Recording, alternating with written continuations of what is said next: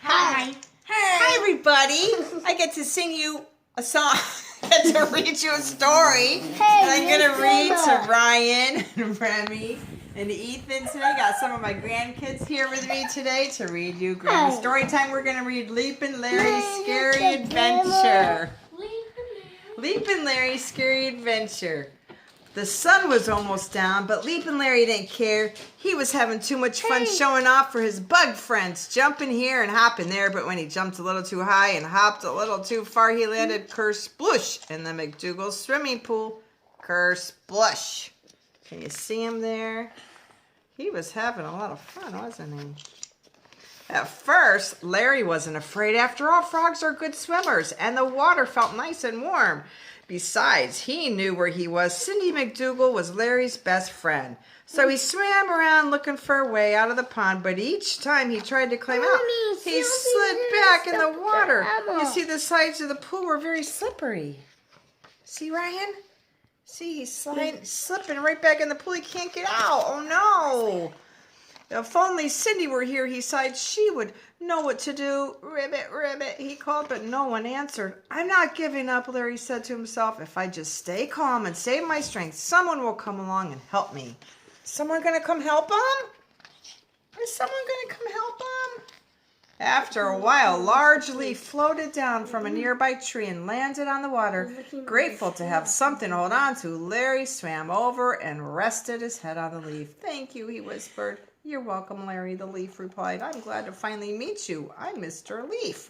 Wow, a surprised Larry shouted. I didn't know leaves could talk. I guess I'll have to listen more closely. Nice to meet you too, Mr. Leaf. He has a friend. The leaf. I saw you fall in the pool, Mr. Leaf said. When you seemed to be getting tired, I dropped down to help.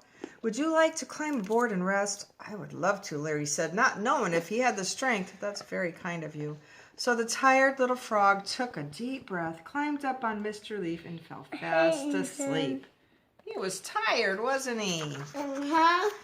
As he slept, Larry had a dream. His mom was reading a story to his sisters while his father and brothers were out searching for him. Sadly, they returned home without him.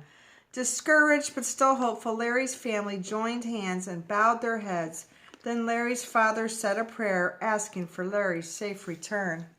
Oh, they prayed for him. Well, we know he's going to have a safe return now, don't we? Hoo, hoo, wahoo! Hoo, hoo, wahoo! The call of a hoot owl startled the little frog and woke him up. Under a full moon, Larry spotted the owl. Uh-oh. Afraid the scary creature might see him, Larry slipped quietly into the water. Push me over to the shadows, whispered Mr. Leaf. She may not see us over there. So as quiet as he could, Larry pushed Mr. Leaf toward the dark end of the pool. That's Mama Owl, whispered Mr. Leaf when they finally reached the shadows. I've been watching her for several weeks. She's got 2 babies in a nest up there. She hoots like that when she's about to go hunting for food. Food like little frogs? Larry whispered in a panic. Ah! Ah! Poor Larry. Help him. But somebody prayed for him, right? Mom, it's a dream. She usually catches bigger prey and flies them back to the nest, Mr. Leaf replied. If you slide under me and tread water, maybe she will think I'm just a floating leaf. Then she won't bother us, Larry asked. I hope not, Mr. Leaf replied. Larry slid underneath Mr. Leaf just in time. Hoo-hoo! Mama Owl called again. As she circled the pool, the powerful bird soared lower and lower, getting closer and closer. Then she dove for a floating target.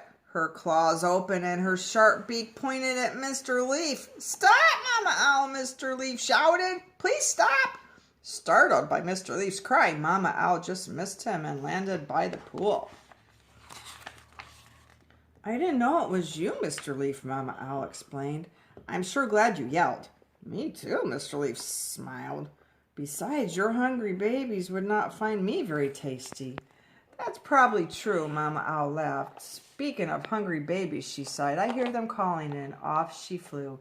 Ooh, that was close, Sleeping Larry sighed as he swam out from under Mr. Leaf. Thank you, thank you. Relieved but still tired, Larry climbed back up onto Mr. Leaf. For now, at least, he felt safe. Then he fell asleep, not knowing what morning would bring.